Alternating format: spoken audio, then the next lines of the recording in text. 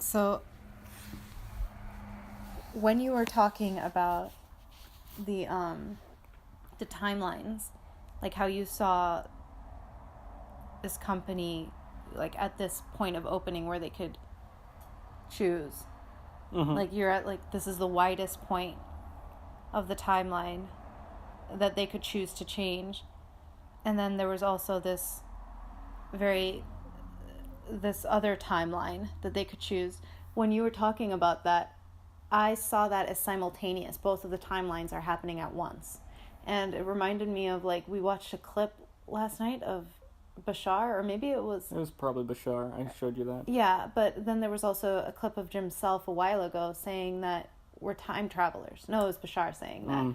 That we were time travelers. And that just came to mind when you said that, because these are two different realities. Yes. And depending on the choices of the people who are participating in them, those different timelines can be chosen, but right now they're both existing simultaneously because they haven't been chosen yet. Exactly. So really, what begins to happen is there's a diversion based on critical mass of the choices of those in co-creating in those realities. And that's how timelines begin to split. So the critical mass eventually, or what you would call like a consensus reality, the consensus of Q1 in this instance, is going along. And eventually they're going to diverge or fray. And what is actually happening is everybody's going off in their own directions ultimately. But in the fraying, there will be chunks, and these are all their own little timelines. And for us, in our perception, our co-creation of those splitting offs is that one of those splitting offs could be both of us working at Q1, shifting Q1. But all of the other splitting offs could be completely different and not related to us. Right. But what we see is that we won't be there. Right. But for all of those other splitting offs, those could be permutations of everything else going on. Right. But none of that involves us. Right. So the only timelines that we see in our reality are the ones that involve us, or the one where it is actively chosen that we will not be there. Exactly. And to us that looks like two. Right. To us that looks like two, but what's happening with Q1 is that there are multiple different timelines that they're traversing along. Yes.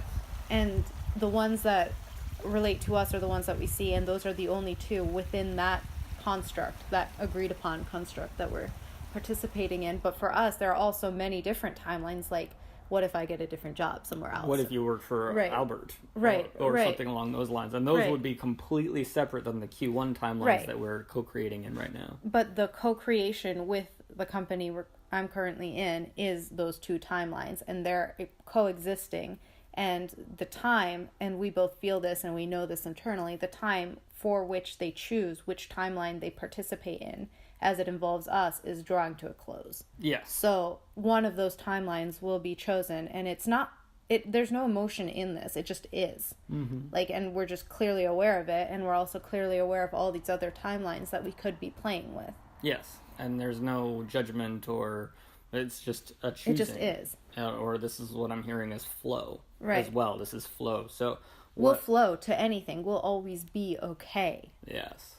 For the two timelines that are about ready to split apart, have you ever heard of sound tones that are slightly different, but you put them in each ear and then they kind of reverberate? Yeah. That That's what's happening. That's what's happening to the two timelines as they begin to split apart. So that widening and shutting is going like this. Right. Like a sound wave. Like a sound wave. Eventually, they're going to split apart to the point where they go off in their own directions. But as they are kind of still overlapping, they reverberate, and then they go off. So we are in the reverberation stage because they can't continue to be the consensus, because ultimately there's so much change happening within the Q1 structure that something has to be chosen. Right. And we are participating in the reverberation. And that's why my name keeps coming up as a choice for Chuck, as a choice for Missy. But the point at which they choose that is the point at which we can either co-create with them or split off into other timelines that are more in alignment if they don't choose us. And they're all equally valid. Yes. And I feel like that's what's always happening. That there are always timelines, especially when people are choosing between a higher and lower reality. Yes, I'm hearing the words timeline hopping. This is how you hop timelines in the present moment. It's always, everything is always here now. Yeah. Everything is available to be chosen. But what we're becoming more conscious of is the flow of how to timeline hop. And for me, also, what I'm learning is the ability to allow, because there was an agreement for this company when I came in, and I'm allowing them to choose. Like, for example, when I knew they were choosing lower realities at one point, a big question that came up for me was, why am I still here? Because I clearly know what they're choosing in that moment.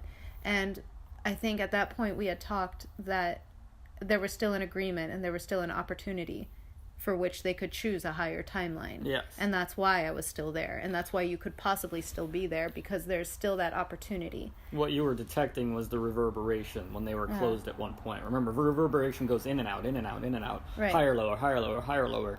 And that's what you detected at one point. They were choosing the lower, but the opportunity for higher was still there because it's a reverberation. Yeah. Eventually, if they don't choose the higher higher will no longer be available. Yeah. And then your agreement completely ceases with Q1. Yeah, and our agreement somewhere else will manifest. Yes.